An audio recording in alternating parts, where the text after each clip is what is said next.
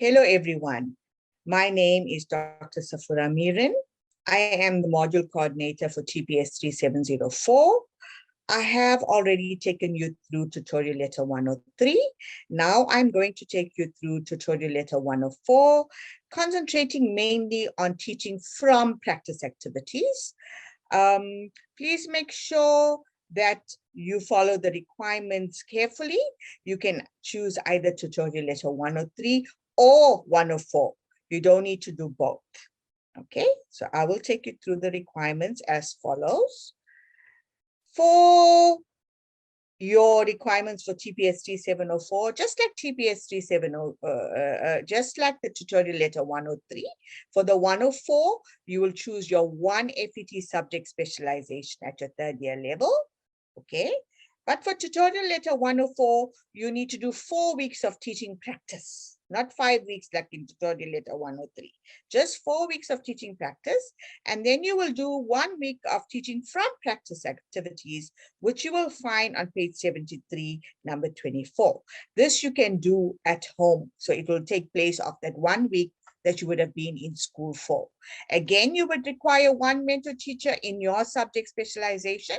So if it's English, you would require one mentor teacher, an experienced teacher, of course, that you can learn from in English, right?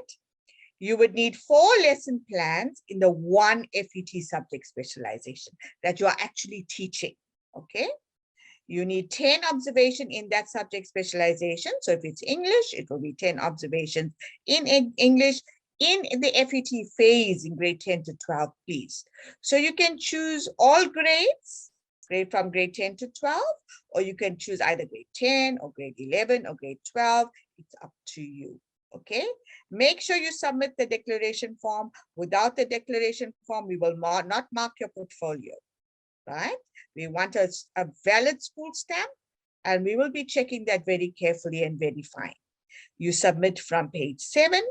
How you submit is you go to My UNISA, then you click on My Modules 2022, click on TPS 3704, go to assignment 50. At the bottom of assignment 50, you'll even have Word documents of tutorial letter 104. You can type in there if you like, but at the bottom of assignment 50, you will see the submission area.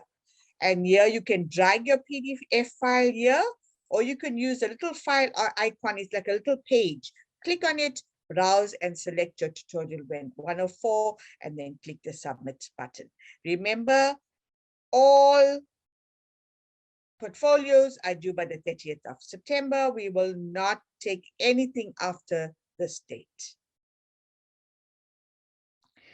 Right, the year mark is 20%. It comprises of assignment 1, okay, and assignment 2. Assignment 1 is your MCQ, which consists of 4%, and assignment 2 is 16%, which makes up the 20% of the formative year mark. The portfolio, which is tutorial letter 104, consists of 80% of the year mark, and totally that becomes 100%. Okay, again, like I told you, the declaration form is very important. I want to see your name and signature, your mentor teacher's names and signature, the principal's name and signature, and a valid school stamp. Okay. All right, so here's a portfolio, and you will find the 4 lesson plans and so on. I'm not taking you through everything. I'm going to take you straight to page 73, where you will find the teaching from practice activities, which I will explain to you, right? So page 73, number 24. Okay, right, let's get there. There we go. Oh, sorry, it's page 74, number 24. Okay, so this teaching from practice activity is what you will do at home, okay? And so the first thing you will do is you will watch this YouTube video, and it's based on learning-centered education, learner-centered or learner-centered or student-centered education, all right, where the student takes responsibility for their own learning. Okay, now you're going to watch this video. Of course, I've got this on a PDF, but in the Word document, you'll be able to open it. On the PDF, you just copy this link and you put it onto your internet browser and open up this video and watch it, okay? So A, in the video, student-centered learning is defined as an instructional approach that places focus on students' interactions with the teacher. So the learner or the student becomes the main person in the learning, all right? So describe how you would define student-centered learning by providing practical examples.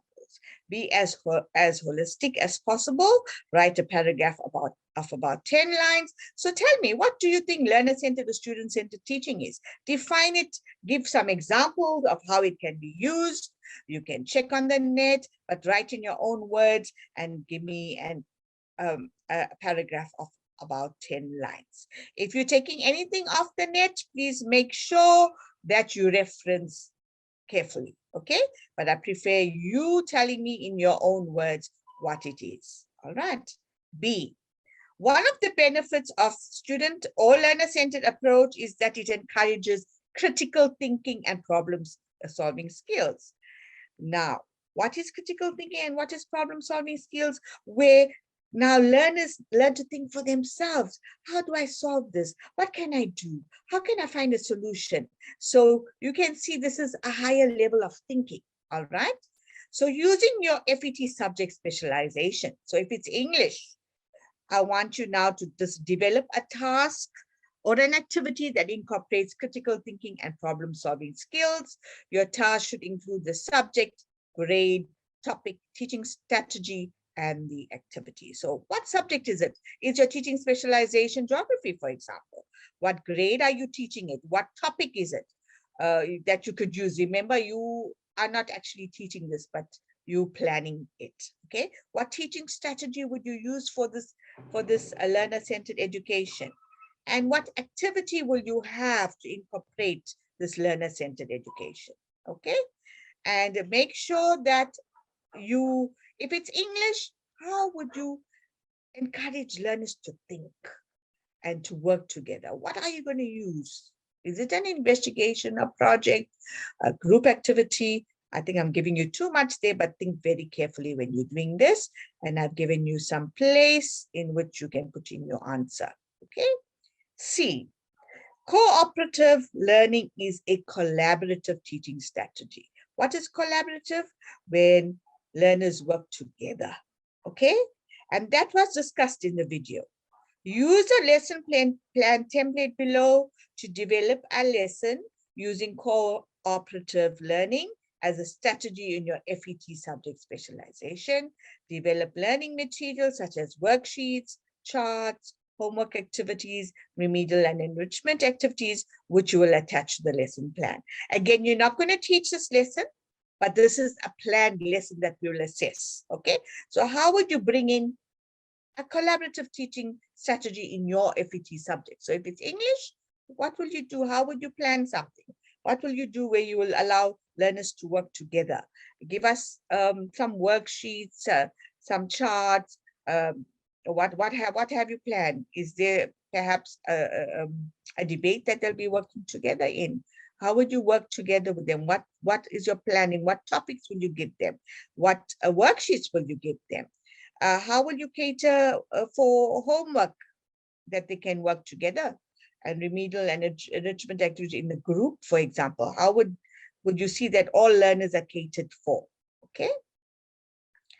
And the lesson plan is the same as what you will do for the actual teaching, okay?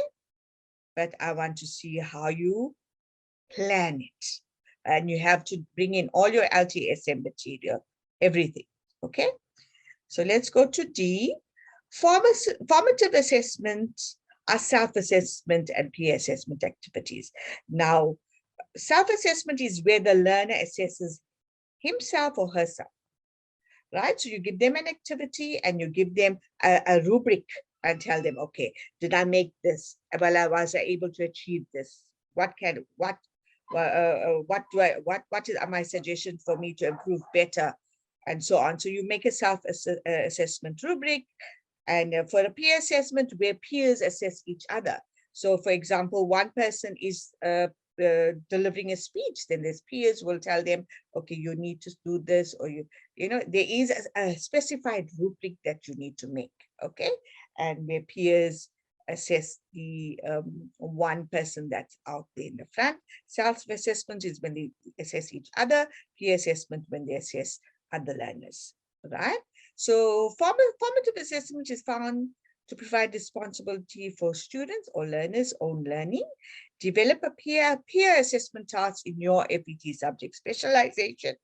Your assessment should include the subject, topic, aims, and objectives of the assessment and the assessment task. What are you aiming for? What do you want the learners to achieve? What are your objects? What can they learn from this? Okay, and then you provide us with the assessment task and evidence of it. Okay, then you will find that number 24 is included here, and altogether it's 115 marks. Okay, and so that is a big chunk as well. So make sure you do it well. And again, the portfolio, just like tutorial letter 103, is also 1,000 marks. And again, we have a student evaluation form. Please give us your feedback on how you think we can improve. That is all for this session. And I hope you've learned a lot. If for any other inquiries or queries, you feel free to call me on 012-429-6039 or email me on miraz@unisa.ac.za. Everything is on your Moodle site, so please feel free to contact me. Thank you very much.